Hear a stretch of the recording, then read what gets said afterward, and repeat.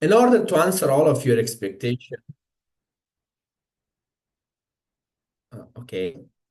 In order to answer, I would say, or response to all of your inquiries or your expectation, I would recommend you all three steps, or I have three recommendations for you all.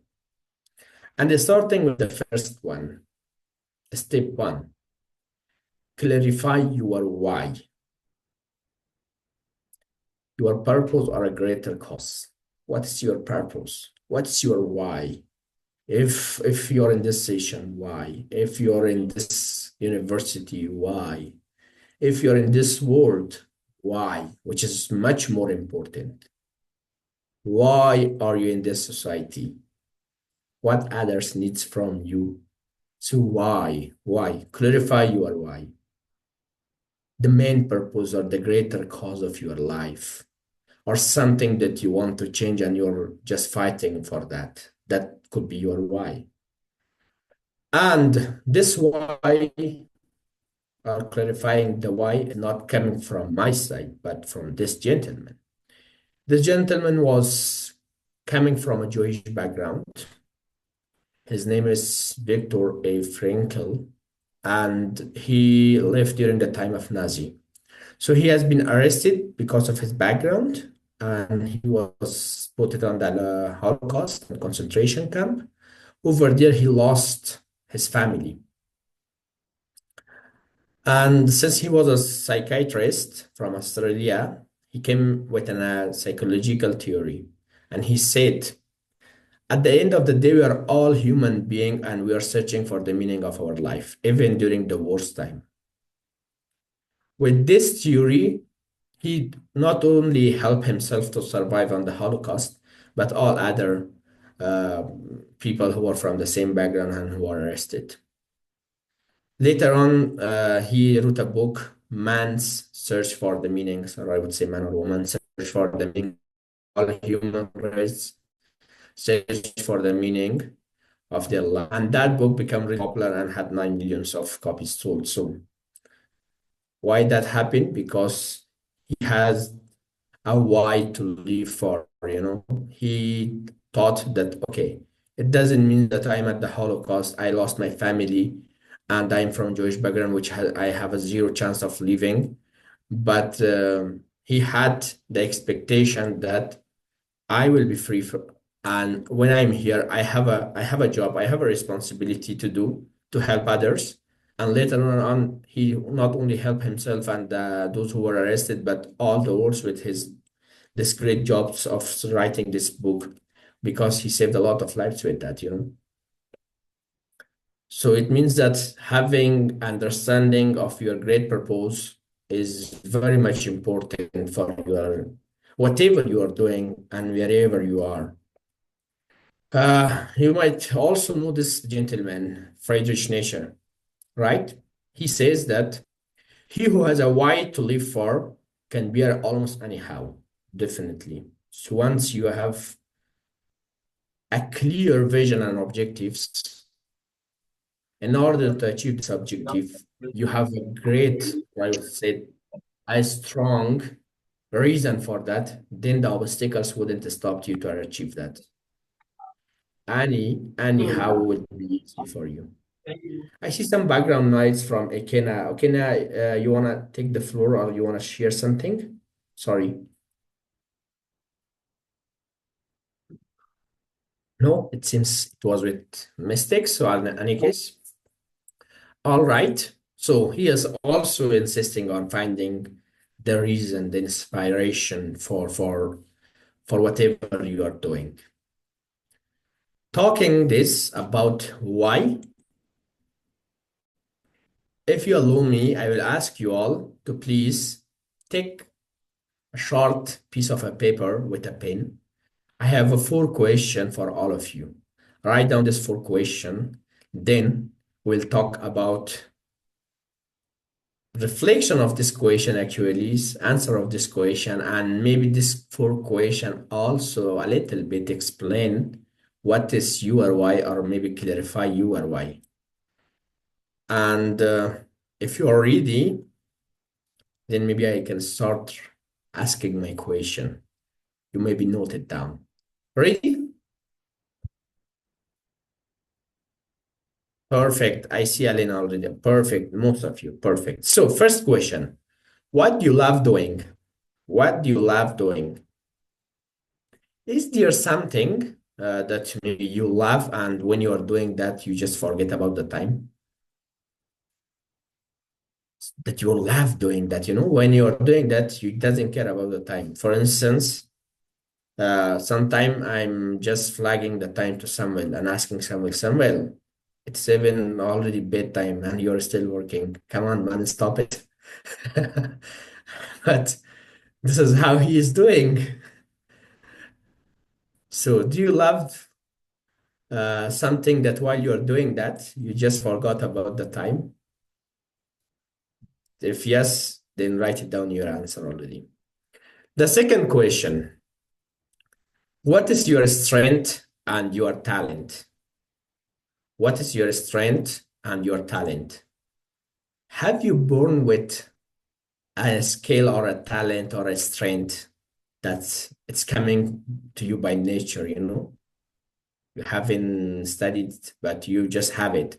Someone are really good in painting, for instance, in drawing, in music. Someone is really good in playing instruments without any like official classes. They have such a skill. Someone is really good with poems. So you have such a skill. What are your talents or your strengths? Some are really good with the communication, with negotiation, with convincing other, with creating networks, with finding friends wherever they goes. They're really social. So, what are your strengths? The third question is, what you can be paid for? What you can be paid for? Do you have a set of skills or knowledge or something that you can exchange with money? What you can be paid for? Do you have anything like a knowledge or a skill or anything that you can exchange it with money?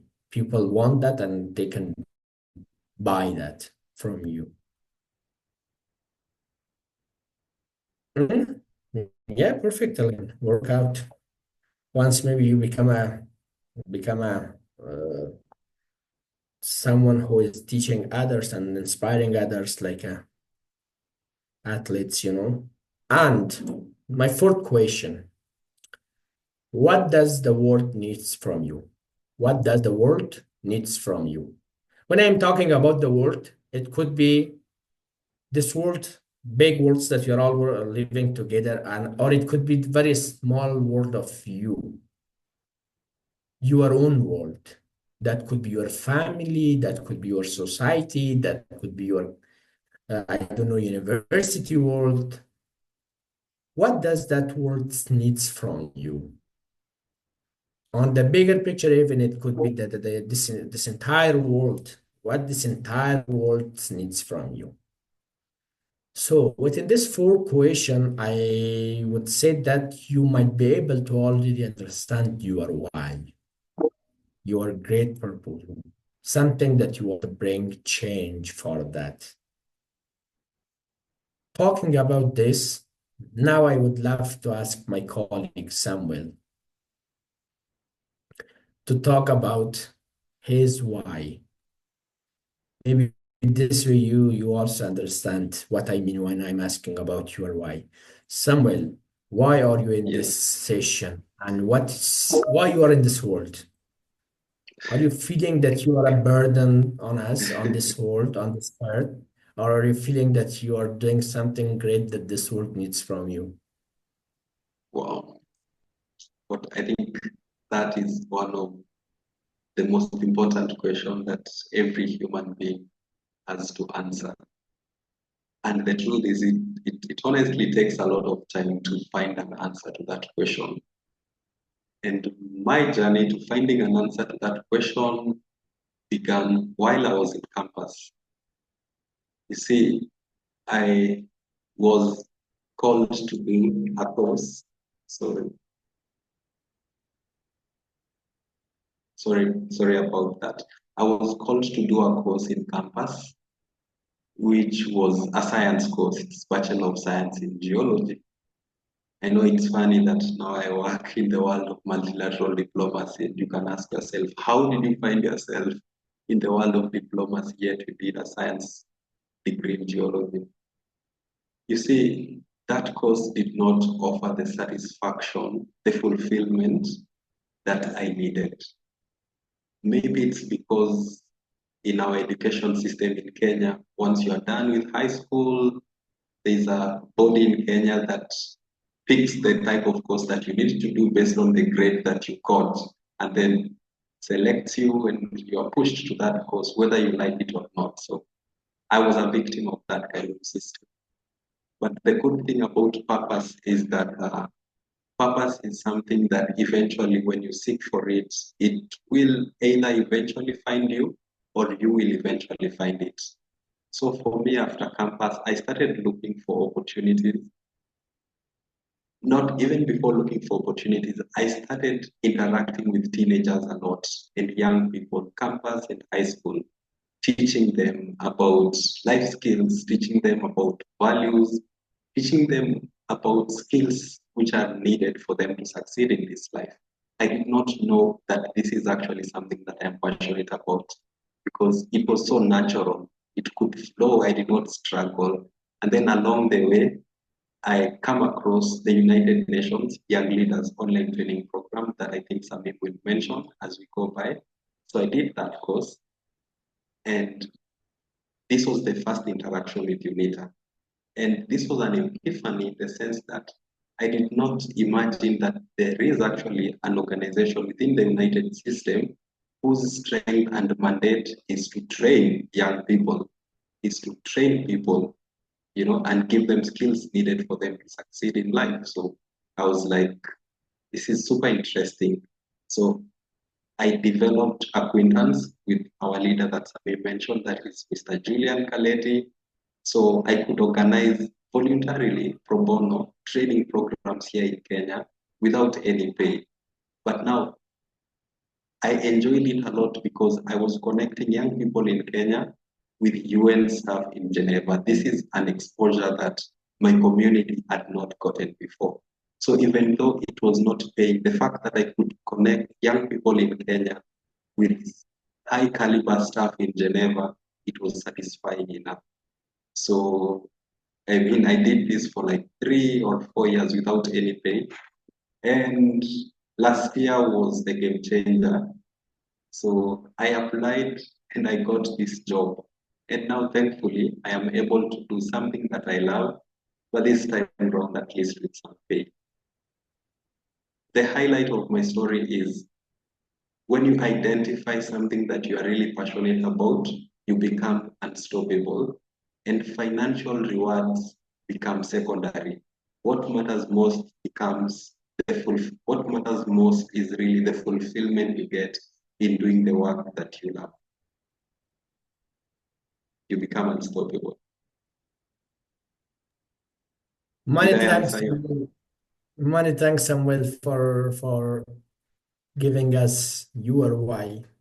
And what you are doing is really a great.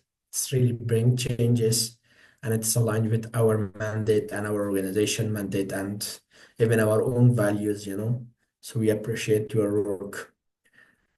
Thank So you. talking about this, my dear classmates, my dear friends, uh, have anyone already maybe know about about his or her own why? Maybe already share with us what's your why, what you want to bring change, what you see where you see a problem and you want to bring a change to you. Anyone who wants to take the floor? Hello. Yes, Pisayo. All right. Is I want to see a functional government or governance in Africa because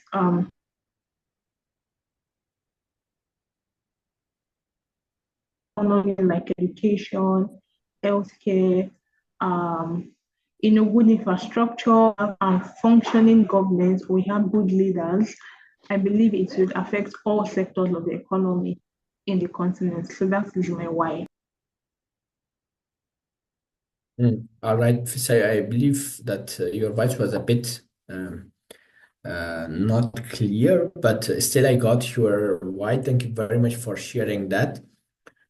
Anyone else who is interested to share? Maybe if not, he or she can reflect on this four questions: what you loving, what's your talent, how you can use your talent for that. So I see already quite Armela.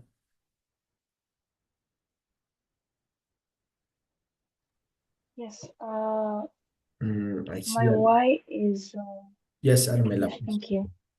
I see a problem in the education sector, and education is the foundation for everything. It's a chance where, once you receive good education, you're able to do better in this world. So my focus is on creating a curriculum for the basic education section so that children are able to grow up with a good foundation. Many thanks, Armila. Education, which is really like a huge topic. I see Elaine also. Elaine?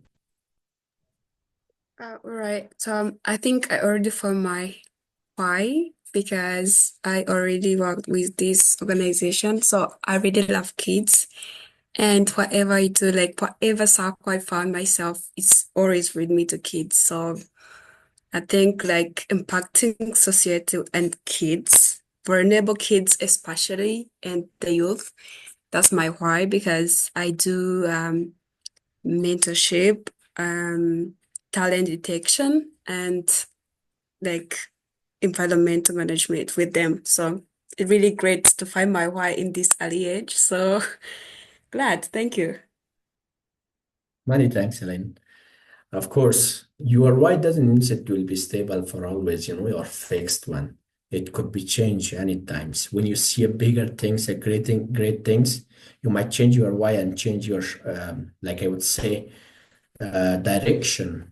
But I would say we have to keep this changing of direction or even the professional areas that you love to work on that at least between 35, below 35, from 20 to 35, you should already know your direction. After 35, it means that you have already like worked for one purpose already or for one goal.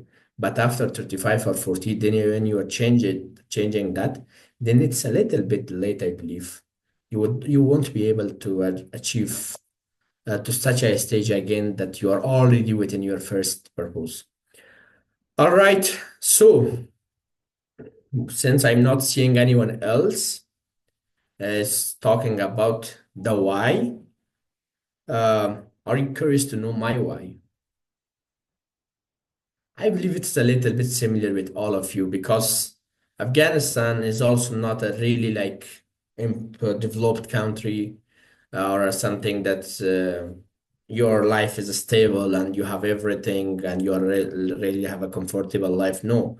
So we have a lot of issues over here also. When I born in Afghanistan, it was like internal conflict and there was a war. And when I grew, it was a little bit good time because of the government changed after 2 or 3 years when I was like 3 years old. The government changed, then I had my like primary education while there was a little bit peace, and still there was like a lot of explosions, suicide attackers, so many things which I have been past. And when I started my higher education again, the regime changed and Taliban took over, and all these issues, conflicts still like happen. While I'm talking to all of you, our government is not recognized by any country. So coming from such a background is not easy thing. So my why from the very beginning was that I was thinking that why people are fighting together And to be honest, the reason that I found is really a common and already answered reason for that is that lack of awareness and knowledge is the main cause of all issues, you know. So from the very beginning, I thought that providing awareness, education to my society would be something that I want to do. And this will maybe at least a percentage to bring or maybe to avoid conflict internally. From that time until now, I'm working for that why. Now, even with Unitar, I'm just aligned with my why, with my own mandate when I'm working with some organization or with an organization before UN. So, talking about this, let me share my screen again. Once you see my screen, please confirm.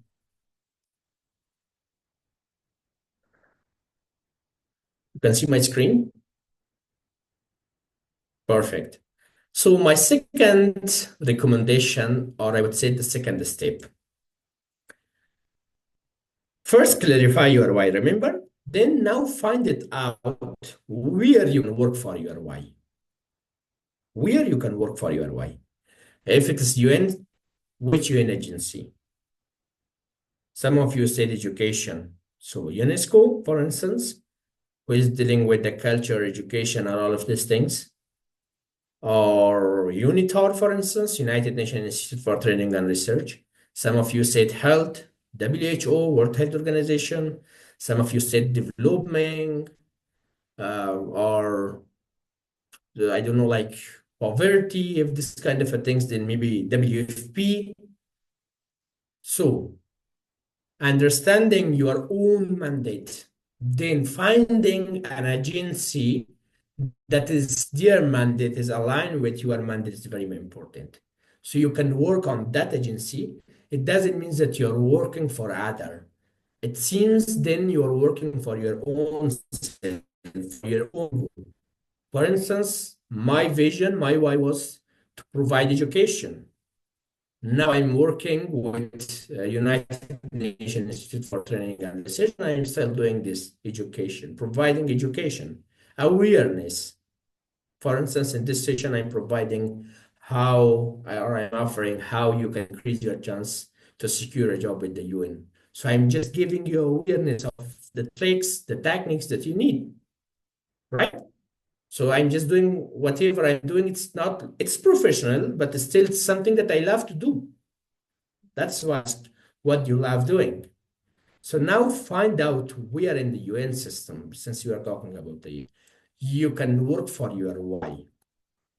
And UN system is not a small entity or organization. When we are talking about the UN system, you may see this chart. Samuel, if possible, could you please share a link for this chart? You can easily find it on Google when you write down the UN system chart.pdf. If you share that here, so colleagues and students can also have access and see how this UN is big. A lot of abbreviations here, right? For instance, UNDP. Most of you maybe heard about that, United Nations Development Program, or UNV, United Volunteers, WFP World Food Program, for instance, very big agency of the UN, or UNHCR, United Nations High Commission for Refugees, right? All of these are agencies that are working in different field, or I would say with a different vision and mandate. Or I would say understanding of this UN system first and finding an agency that is working on a purpose that they are the same purpose that you have in your mind is very much important. So the second step was find out where you can work for your why. The UN system itself, UN has like 6 main principal organ, starting with General Assembly, then Security Council, ECOSOC, or Economic and Social Council, Secretariat, International Court of Justice at The Hague, at the Peace Palace. I would say secretariats are the most of the offices, admin offices of the UN. ECOSOCs are, I would say, the financial management agencies of the UN. For instance, here we can say about UNAIDS that are supporting and fundraising some NGOs, right? Or FAO, for instance, Food and Agriculture Organization. It's in Rome or Italy, I believe, for Italy. Yeah. IMF, very much, uh, I would say, famous organization under the ECOSOC. HQ is in Washington. Last summer, we have sent a group of participants for immersion training program for 2 weeks in New York and in Washington, and then they had access to visit the IMF and the World Bank at the Washington. So these are the agencies. See, it's a lot, and these are even the specialized agencies under ECOSOC. Under the Security Council, they are like some subsidiary organ, and they are dealing with the peace and security, of course, and in New York. And under General Assembly, there are different organizations. Subsidiary organs are also like the organs that are working in the General Assembly, but it's not an agency, but it's just working under them.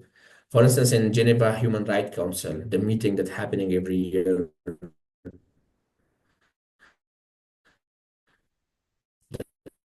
that are where is UNITAR then? Under when we see here, here, United Nations for Training and Research, UNITAR. Very small organization, but still within the UN system.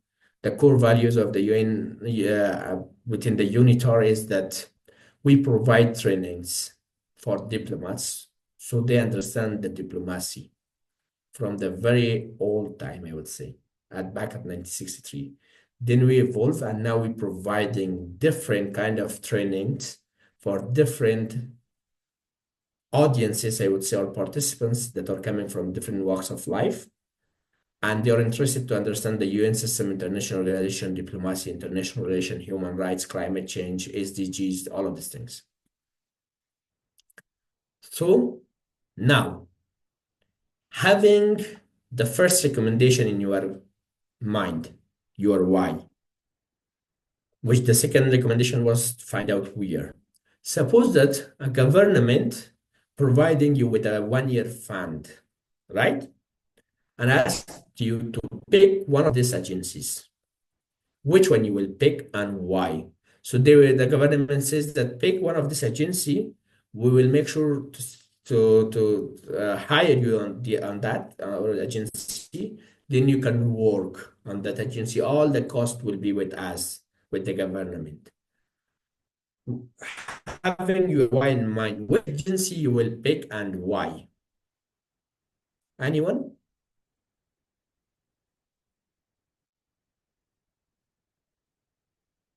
Is there anyone that wants to talk? Come on, make this session engagement,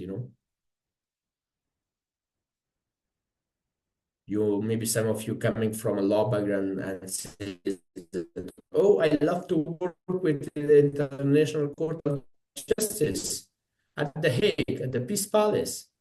Okay, Armila. Yes, I would pick UNESCO because I would be able to learn more about education policies and curriculum development, which would help my mission in education.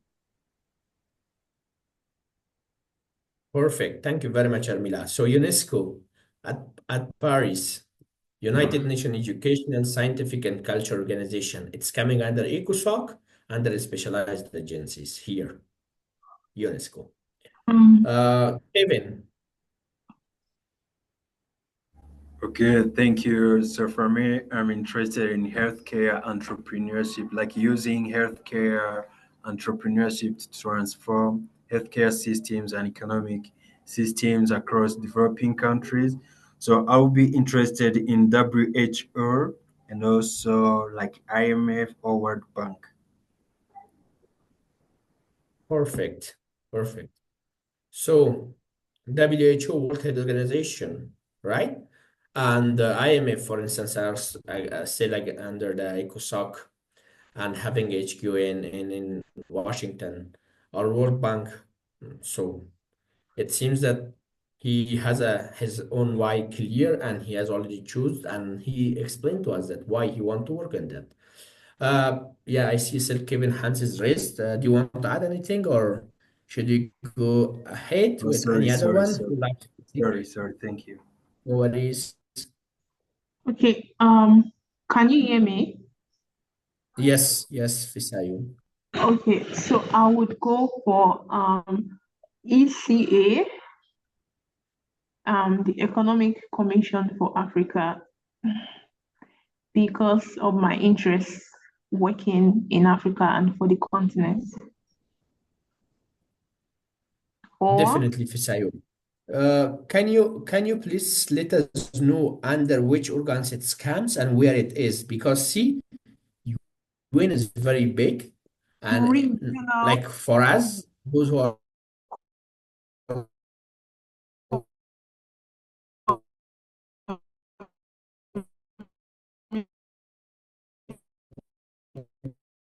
looking towards, Are you asking me a question?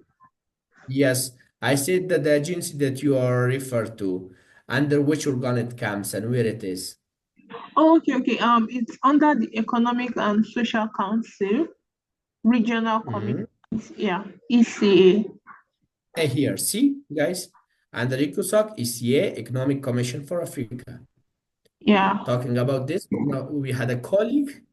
She joined this organization or Rania, I don't remember properly, but one of the UN agencies, and she is now in Africa and dealing with the different challenge. Mabel asked, and Chardin said same question. Please repeat the question. I don't know which question. Can we get recording of the meetings? That's with Patrick. So the questions was climate change. Yes, climate change. For instance, here within the specialized agencies, we do have World Meteorological Organization, WMO. The HQ is in Geneva. It has a really huge building. I can show you a little bit later. But this organization is working in order to prevent the climate issues and talking about that. It's not only like WMO, but most of the UN's agencies are working on that, especially UNITAR also, because it's coming, the climate problem is coming under the SDGs, and UNITAR has the honor to promote all of the SDGs for all around the world. So I see some chat questions. Let me see. Nicole said, is OCHA office for coordination of humanitarian affairs part of these agencies? Of course, which OCHA office is also part of this RFU because it's related on my mission. Of course, Jean, that's really good. International Labour Organization or Food and Agriculture Organization in Rome, International Labour Organization in Geneva. OCHA, without where it is. Very quickly, if I can find it. For instance, OHCHR is in Geneva, the HQ, which is still aligned with your mandate, the one that asked this question about human rights. And so OHCHR at the Palace Nelson at Geneva. So that would be something that you're interested, maybe you apply. And here, OCHA, Office of Coordination of Humanitarian Affairs, coming under the Secretariat. I believe their office is also in Geneva. I'm not sure about that. UN Women, of course, main office is in New York.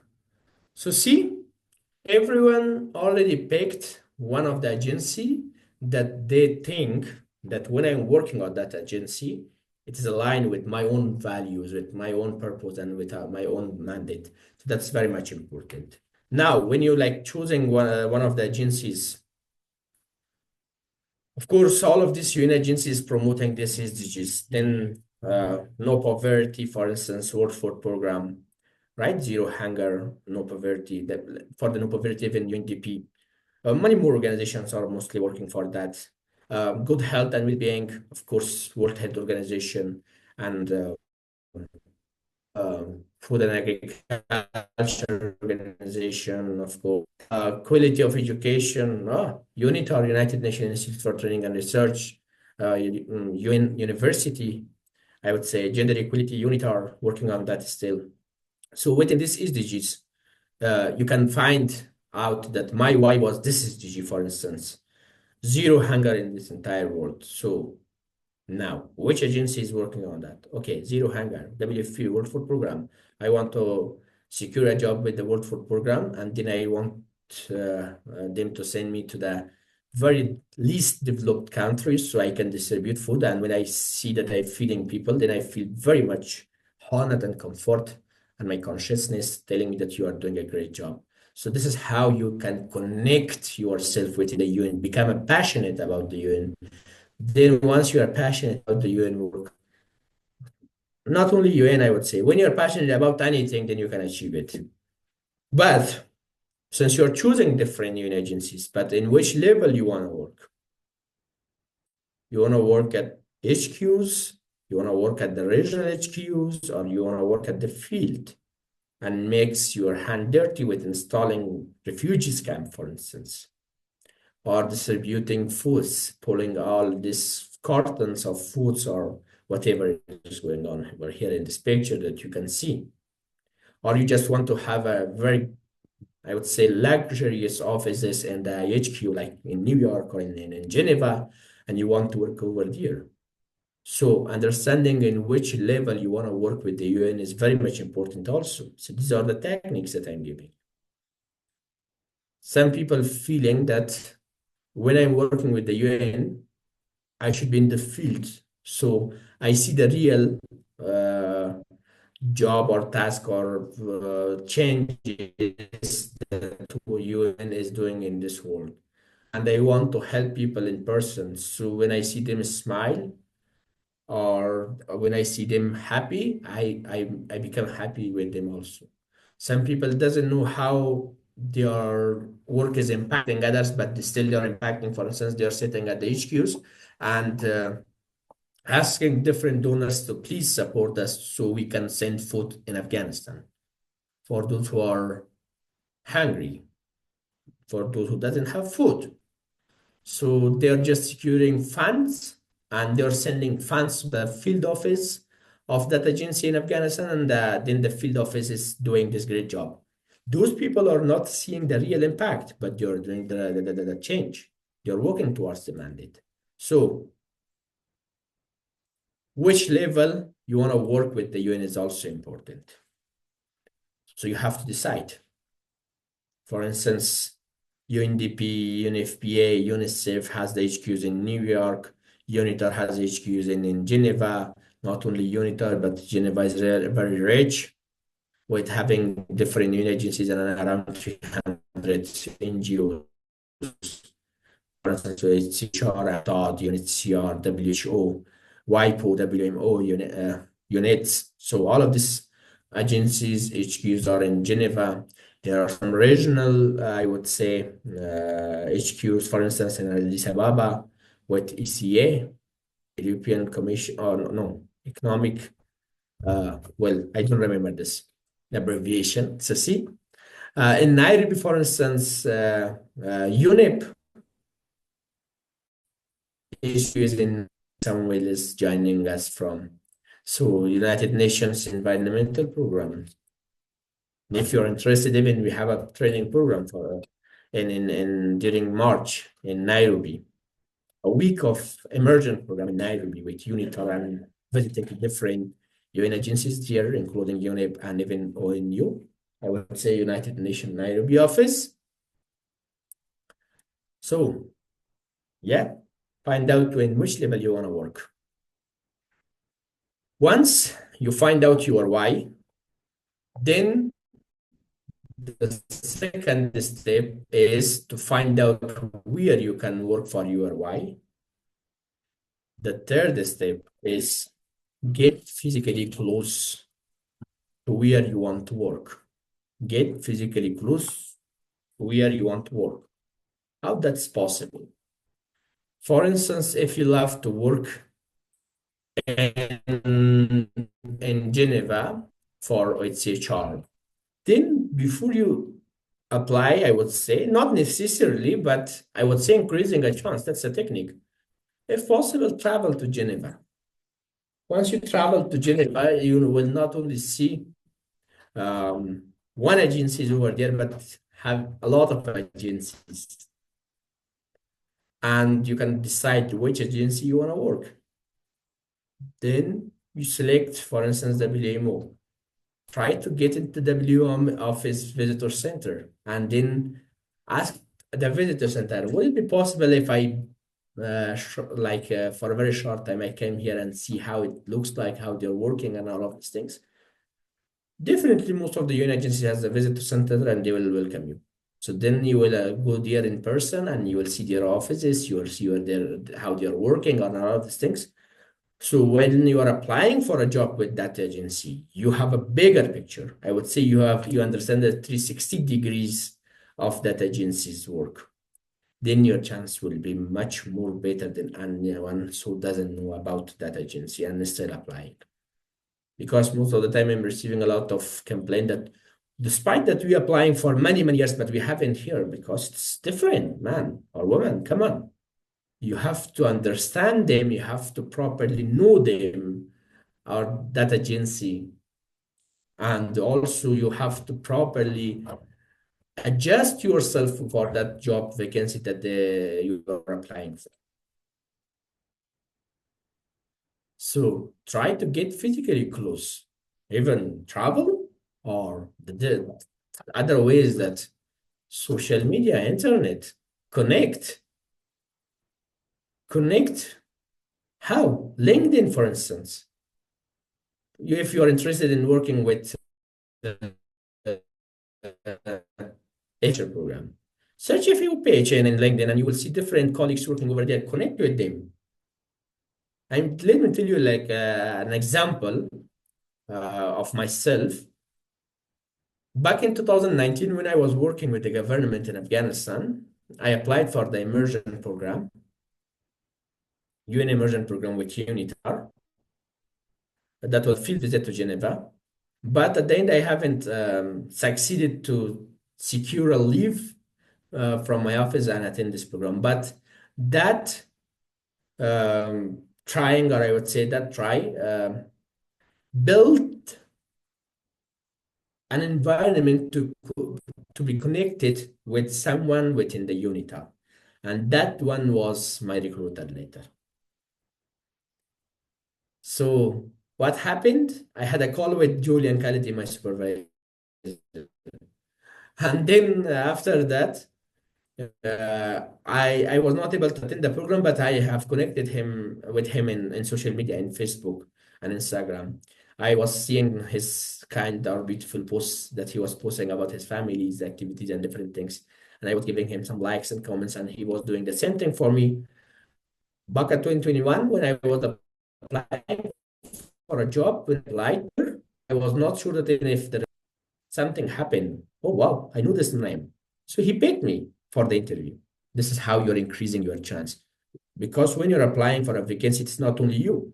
For a small vacancy, be sure that around 300 application each agency will receive. Even that's the traineeship. So whether do you think that recruiters will check all these applications and giving this all of these CVs around 20 minutes or 30 minutes? No. They're not even reading your info and details at the first look, because someone said that a CV has only like 5 seconds to give impression to the recruiters. 5 seconds. So how you can increase your chance within these 5 seconds? First, create a professional, better, and nice designed job application. Second, get physically close try to even visit there, be connected with colleagues at the UN. Who knows who will be, they will be your recruiter at the future. And if they know you, of course, the recruiters will always pick up those names that are very much like, that grabbing the attention. This increase your chance at your CV. For instance, if Armila apply for any vacancies within the unit and I'm the recruiter, Armila, oh, okay, good. This name is familiar. I will spend the time on Armila, but not with XYZ. I will check Armila. Oh, wow, okay. I saw her. I met her in this session like last year. So she is now applying here. Okay, good. Let me check. See, this is how she increased the chance. I have already know her name, for instance, or Kevin or Fisayo. This is how you can be increasing your chance also.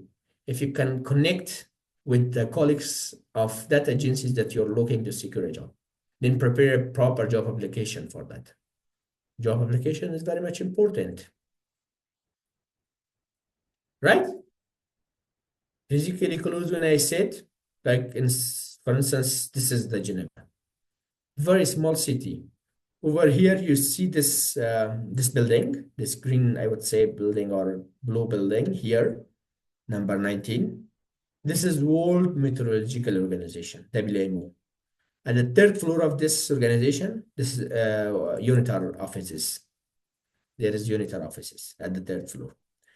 Right on the other side of the street and in front of the WMO, you can see this building, this white building, big, huge building, number 22.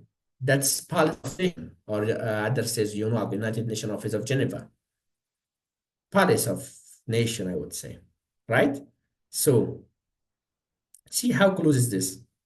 Get physically close. For instance, join the immersion program with UNITAR.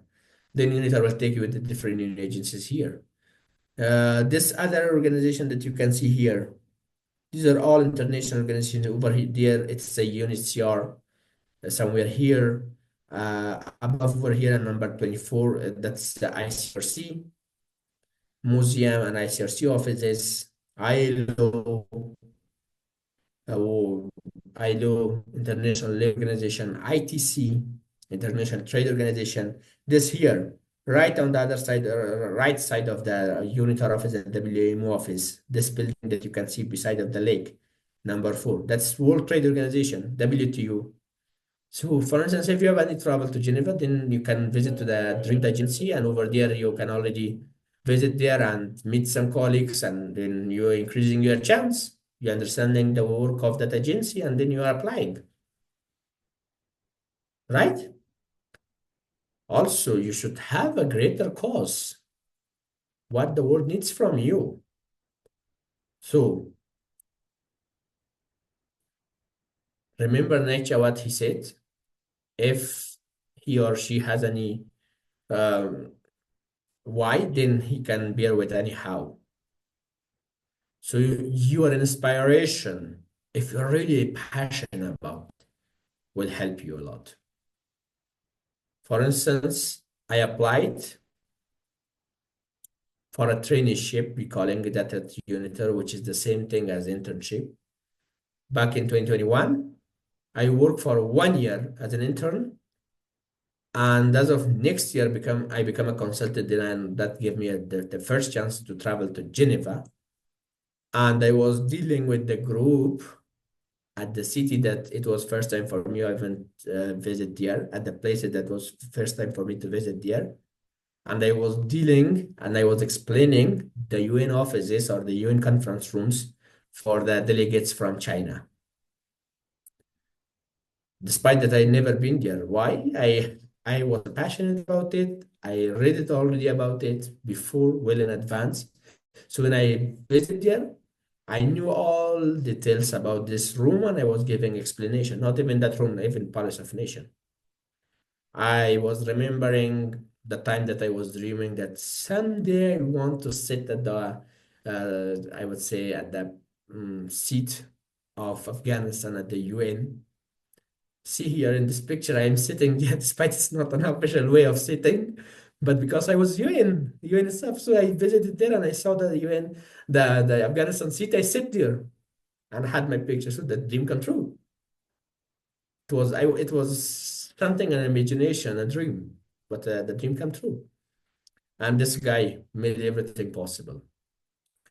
This another gentleman laughing over here, as you can see. His name was Sergio Vieira de Mello.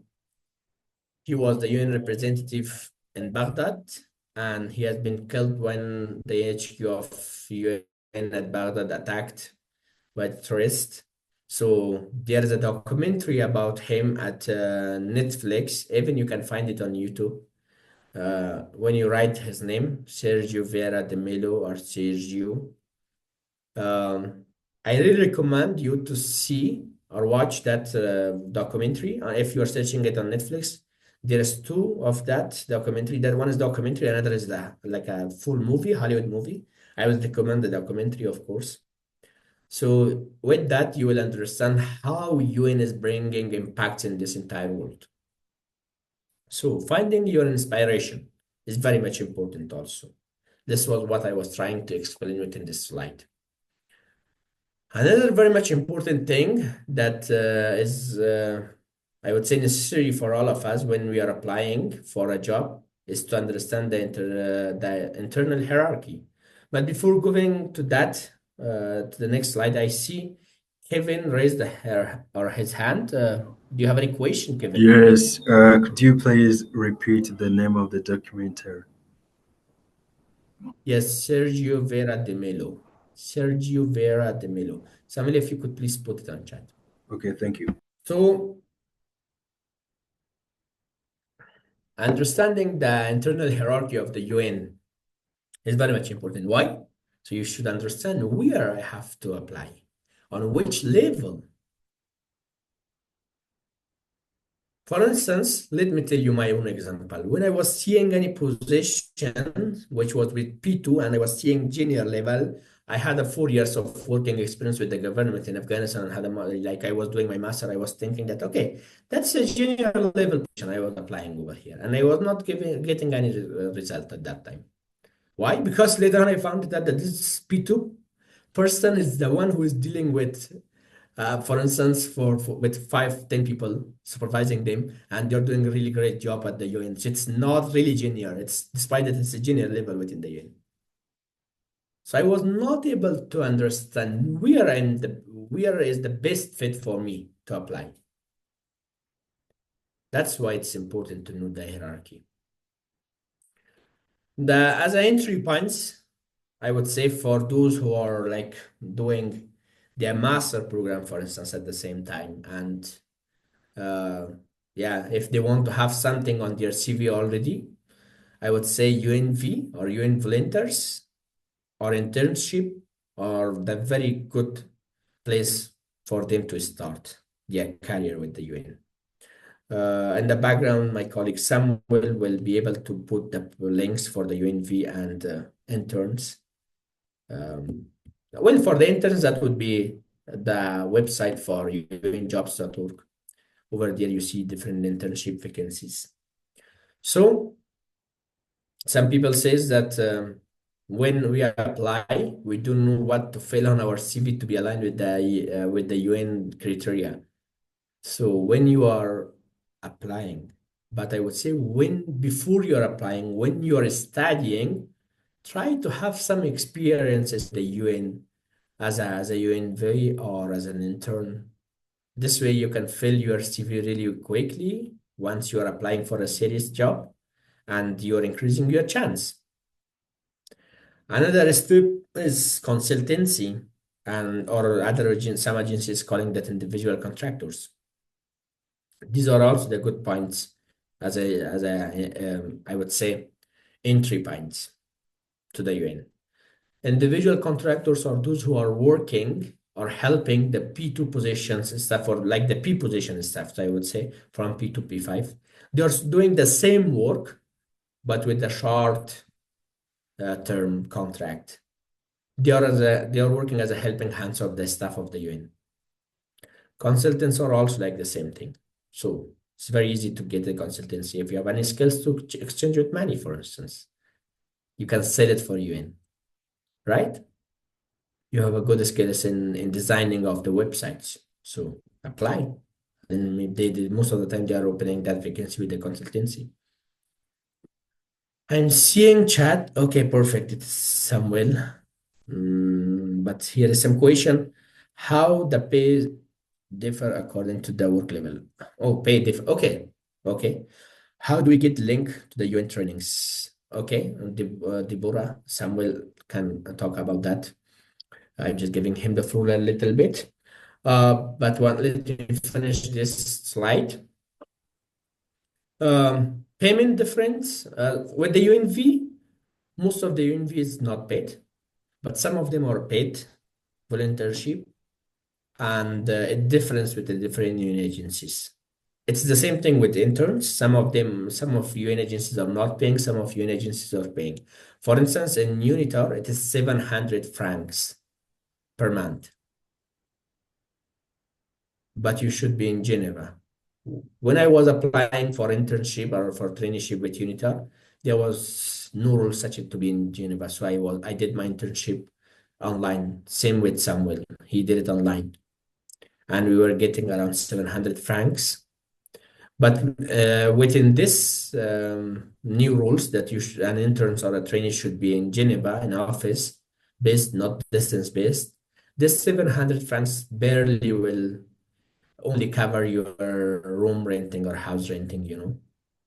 So for other part of the expenses of your life, you should have a donor or supporter or your parents support.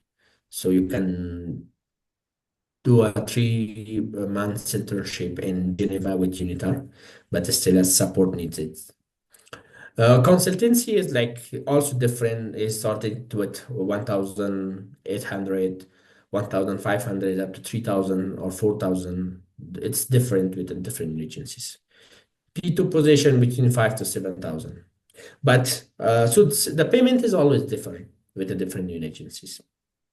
P2, who can apply for the P2? If you have already your master program in your packet, if you have 2 years of experiences, then very good place to apply or good position to apply, P2 level.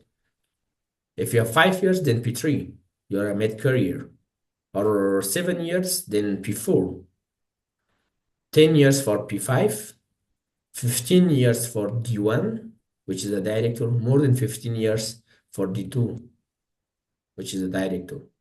Above D2, all the other position with the UN, which is the ASG Assistant Secretary General, UEG Under Secretary General, Deputy Secretary General, Secretary General. These are the political appointments. What that means? It means that someone will be appointed by the General Assembly within the member state voting. Right? So now you have to find it out where is the best place, best level for you to apply within the UN. Before I go to the internship, someone asked about the trainings opportunities with UN. Samuel, could you please tell us a little bit about, for instance, immersion program I talked a lot about, especially the one that's very close to all of you, the Nairobi immersion, which is happening in March.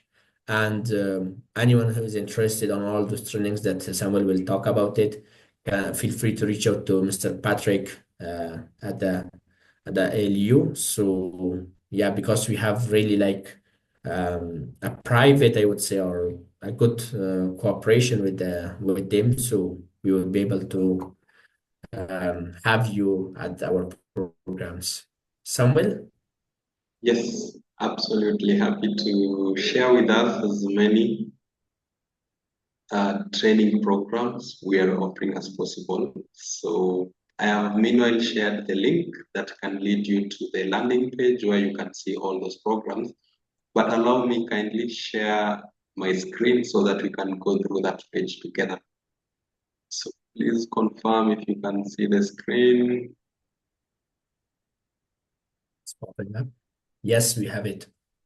All right, so this is the multilateralism training landing page. So once you click on that link, the one that is on Zoom, you will be directed to this page. So our programs are categorized basically into three parts. We have the immersion program, which are, I can say, the flagship programs of the multilateralism team, the team that Samim and I belong. And just after the immersion programs, we have the online training programs. So we have two currently, the UN Young Leaders Training Program and the Human Rights Council Training Program. And on the third category, we have a master program, which is basically the last one on this page. It's a master in public international law, which we are jointly offering it with the Sigmund Freud University, which is in Vienna. So allow me open one of these programs. I'll open the Nairobi one because that's our premier program for the year. And it's the first UN immersion program we are implementing in Africa. So far, we have implemented immersion programs in so many cities across Europe. So we have Geneva, The Hague, Netherlands, we've been to Copenhagen, we've implemented programs in Paris, and now in Vienna as well. We have also implemented programs in Washington and New York. And for the first time, we want to bring the immersion program in Africa. We want to open the United Nations to young Africans. And that's why we organized the United Nations Nairobi Immersion Program. So for this program, it's going to run from 17th March to 21st March 2025. And if I may ask, has any one of you been to the UNON compound before? You can maybe show me by raising your hand. Anyone who's been to Nairobi and specifically to the UN compound before?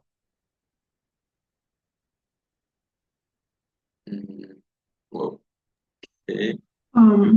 I've been to Nairobi, but not the UN office.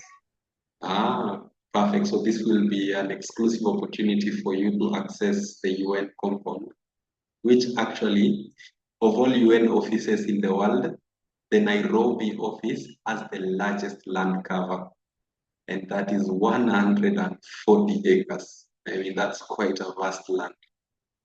So what happens in these UN immersion programs? 5 key things. Number one, an immersion program is not complete without expert lectures.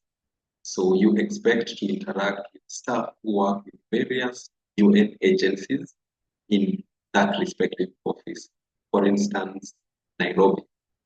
So you expect to interact with UN staff who work with UNEP, the UN Environmental Program, UN staff who work with UN Habitat. You expect to interact with WFP, FAO, of course, not all of the agencies, but as many as we will be able to sustain. Because again, if we interact with all UN agencies, we will not have time to do the training workshops, because this is also a very key element of the immersion program. Because you see, the UN immersion program is all about giving participants skills that will make them navigate the international space quite smoothly. So what are some of these skills? You need cosmopolitan communication skills. This is basically the ability to communicate across different cultures. This is being aware of your own culture and of the other person's culture as well. Because once you work with the UN, trust me, expect to interact with people from all over the world. So having the ability to interact smoothly and flexibly with these people is extremely pivotal. And actually, I can say confidently, predict the success of your career. So this is extremely important. This is an extremely important. So this is an extremely important segment of the UN immersion program.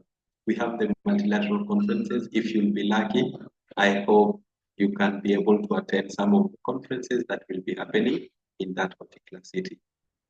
Fourthly, you expect to have private guided tours of that UN office. So for instance, in Nairobi, we are going to tour that 140-acre land that houses the UN offices at Nairobi. And lastly, which is also very important, I think also I can say the main philosophy that inspired the creation of the UN Immersion Program is the career development session. So we are going to have sessions like this, but this time around a little bit intense on how pathways that can lead you into the UN system and talk about the basically a day in the life of a UN staff, for instance, what a career journey in UN would look like. So that's basically it, and these are some of the beautiful photos of the UN office at Nairobi. And these are some of the few agencies over there.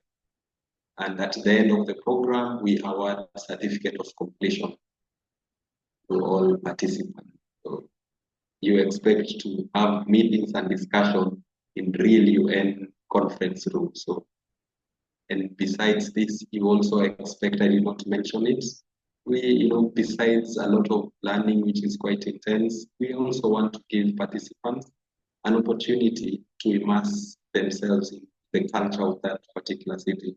This time around to Nairobi, we can visit, for instance, the museum or the national park. At least we make the program as balanced as possible so that it does not become broadcast. Yeah, I think that's it, Samim. If there's any question, I'm happy to address it. Thank you very much, Samuel. So I see Fisayo and Dan, hands raised, are also Darkos. Please take the floor, starting with Fisayo. Okay, thank you for giving me this opportunity. So about the program that Samuel had just talked about, so I want to ask, because I went to the website and I've seen the program and I've seen some payments. So I want to know the amount of the money to be paid because I'm now in Nairobi and interested to be part of that program. Okay. So she's interested in Samuel. Yeah, please, you can kindly share with me your name on chat and private text me so that I can be able to double check our email. All right. Okay, I will do Yeah. that. Have you already paid for the program? Sorry, I did not hear you clearly. No, I did not pay. I just now went to the program site because I just saw the link now and I went through it and saw Okay. some payments up. So I want to know the amount if I can manage because I'm interested in the program.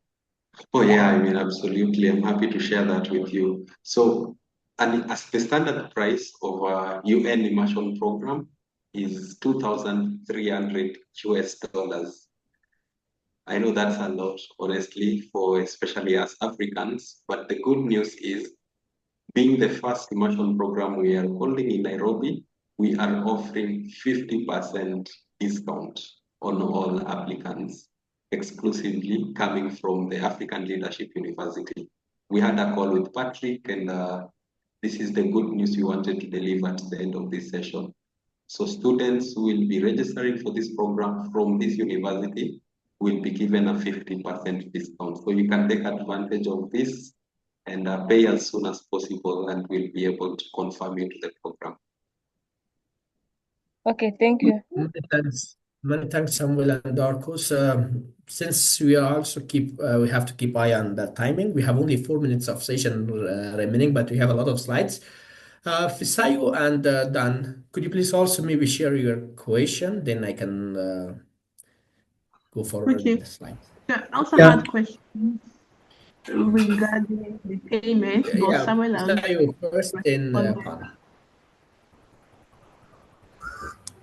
Okay, so I want to ask, sorry if you already addressed this discussion. Are those immersions fully funded? Unfortunately, no, because despite that UNITAR is a UN agency, but we are a self-funded organization. But as my colleague explained, we do have this special discount for anyone who's coming under within the umbrellas of University of Africans or with Mr. Patrick, then we would be able to provide you with special discounts. We might have some scholarships also available, but for that, please feel free to reach out to my colleague Samuel via an email address that he would be able to share it on the chat. Let's go to the Fisayo question. Fisayo?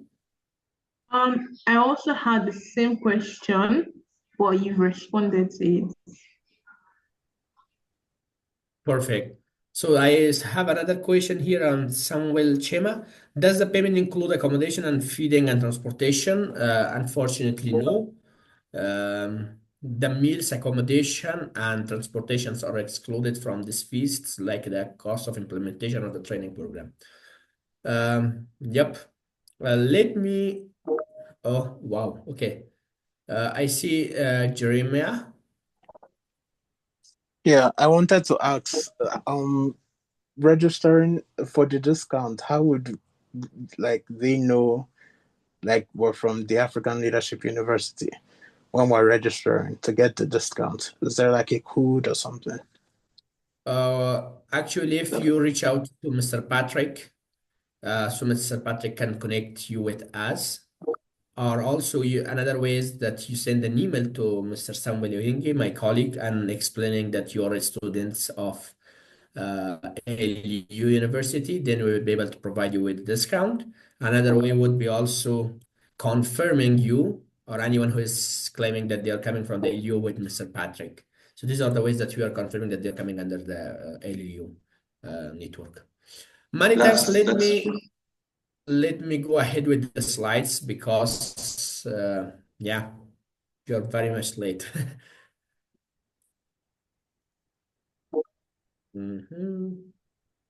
Where I was. Yes, here. Can you please confirm if you see my screen now? Yes, you can see it. Perfect. So internships, entry points, we said, right? So internships is really like a good entry point to the UN. And for that, you need to go to the unjobs.org website, filter it with internships, some agencies calling that traineeship, and then apply. While you are doing your master program or your bachelor degree, it doesn't matter. Or maybe you view also your volunteers. For that, you have to create your profile within the platform that Samuel already shared the link. Once you created your profile, then apply for some volunteership that could be even online and in person. And then, yeah, apply. For instance, this is the way that I've been working with UNITAR. I was intern, but I was not working in office in Geneva, but I was working online, as you can see here in this picture. I was facilitating the online sessions. So still I was part of UNITAR and the UN. UN volunteers, as I explained, visit to the webpage, very much recommended. The very good way to start your career with the UN. And recruiters really appreciate if you have such a record in your profile while you're applying for a serious level of job. So yeah, feel free to consider these opportunities. Consultants, there is two types of consultants actually. One is the internal and there's the external consultants. Internal consultants are the ones that other UN agencies or some of the UN agencies calling them individual contractor, some calling them consultancy, vacancies or positions. These are those who have very short, I would say contract, like 3 to 6 months, but it could be renewed. And you're doing the same job as the staff of UN doing. For instance, Samuel and I are like consultants now at UNITAR, and we are helping our colleagues with their jobs, like doing these trainings, emergence, all of these things. So we are like still within the UN stuff, but not on a stable, I would say, or not within a fixed contract. External consultants are those who are like having a contract or they become a consultant of the UN when for a very short, for a specific deliverables. For instance, if you have skills and some agencies want to pay you for that skill, then they can give you a contract for 3 hours, for instance, workshop. Or see this guy over here is our expert in for uh, negotiation skills, and we are giving him a contract all of the time for the groups that are coming there or for the online trainings that we are implementing. And yeah, he's still part of the training. I'm taking all the question at the when my slides are finished. So maybe for some of you it will be late, so before they miss the slides, I would love to proceed with the presentation, then take the questions. So by having that, I would say interns and individual contractors or consultancy is the really good place for you to start your career if you're not a professional person or if you're not at your mid career. What are the ways to become the UN staff itself? When we are talking about UN staff, when starting as a P. So first thing, start with an internship, then you will be promoted if there's opportunity as to be a consultant, and then P2. How long it will take from internship to P2? It differs from the different agencies. For instance, with UNITAR, it will take around 5 years. Another program is GPU, the way that you make you to directly P2 position. Junior Program Officer, GPU. This is a program where government, or I would say your government, will hire you or will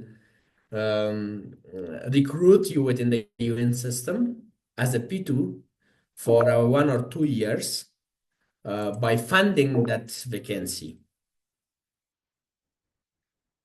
But the good problem with this is that it's not always open for everyone, only for those those government that are supporting or fundraising for the GPUs program. But the good news is for the developing countries is that most of the time developed countries funding GPUs of vacancies even for the developing countries. For instance, China giving an amount for GPUs and they are asking to open vacancies for Africans. So for that, you need to check if your country or region is part of the GPU program or not for that year specifically that you want to apply. So this is the good way. Another good thing with this program is that the competition is very, very much less. So because it's only for a limited part of the world, so the market of the competition would be very much less. So there's a lot of chance for you to can secure the vacancy or the job there within the GPU. And then you will be P2. You will have UN passport and you can benefit from all the benefits of being a staff of UN. This is the website for the GPU. You can check it on internet. Another way is Young Professional Program, YPP. This is the way, it's the same way when you are graduate from high school or from college, then you have to take an entry test of the university. This is the same way. So you have to go through different exams or tests. Once you succeeded with all these tests, you will be at the system of the UN. And so if I talk about the YPP, it will take another 1 hour. But the beautifulness of this program is that it makes you directly to become a P2 within the field that you love to work with the UN. The problem with the YPP is that it's not always open for the entire world, but some year for the half of the world and another year for another half of the world. The good thing is that still the competition will be less, but you have to go through different exams levels. So this is a website for the YPP. You can search it even with Young Professional Program and you can find it out. You can have it already in mind, and yeah, this is a really good way to become a P2 position or within the UN. Another way is G2P examination. So there's two positions within the UN. One is G and another is P. P is for the international employees. G is for the local. Or I would say for a general service staff. Those who are working, for instance, within the HR, within the finance, within the IT, or within the press of agencies, they are most of the time G positions colleagues. They are still UN staff, but they are local hired. And yeah, sometimes even it's possible to apply for a G position outside of your region. But yeah, most of the time it is It is for those kind of tasks that always needs you to be in the office, you know. But the difference between this and P is that for the P, first thing, you will be an international employee. Secondly, you can travel, you can attend UN missions, and yeah, you call it a professional working with the UN. So there's an examination between G and P. For instance, if you're already working with the UN in a G position for a long time, then there is a examination process. Then you can change your status from the G to P while you are still working with it in the same unit, for instance, HR or finance, but your vacancy or your job will be on a P level. The fifth, the last but not least, application from outside, where I have already explained how you can apply, which level you have to understand. You have to understand your why. You have to find out where you can work for your why, and then get physically close, maybe on LinkedIn, on social media, and increase your chance. Design or create a good job application, a perfect job application, you know, do all the tricks that we explained and apply from outside, then there's a lot of chance for you to secure a job within the UN and become a UN staff, even on the P2 level, not on entry points. So talking about this, now you have to check yourself and find out where you stand within this three recommendation. Have you already clarified your why? If yes, are you already working for your why? If not, then how, where, what are the steps? Do you want to apply for P2? Do you have any master already in pocket? If not, okay, next level, next step is for you is to have a master program. Do you have experience already in with you know? So the next step for you is to have an experience, start working as an volunteer or interns with the UN. So now find out where you stand within all these steps that we explained, and find out what are the next step for you. Then find out your goal, mission, or I would say objectives. Then create a plan and a strategy to achieve that goals. Saying that, I want to finish my presentation again with a quote from this gentleman, Kofi Annan. He says that you are never too young to lead, and you should never doubt your capacity to triumph, where other have not. So always believe on yourself. And yeah, it's not easy, but very much promising. If you follow all these tricks that I explained, definitely you will be able to secure a job with the UN. Despite we are 10 minutes late, we would love to take the question. And those who are interested to have a final, I would say, picture all together, please stay. If you're not interested in picture together, feel free to leave. I would recommend you to add us on your LinkedIn already. Samuel can share the LinkedIn link of himself and my on the chat. And while I'm taking the question from Jeremiah and Dan. Jeremiah.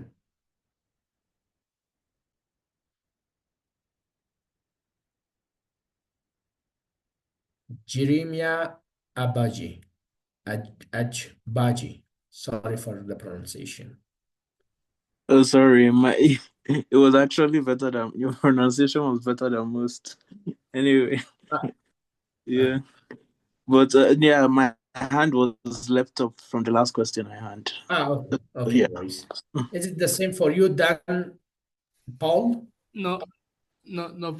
So I have like three questions. So the first is, was the Trump decision to suspend the USAID aid to developing countries, does that will that affect some agencies or subsidiary programs of the UN?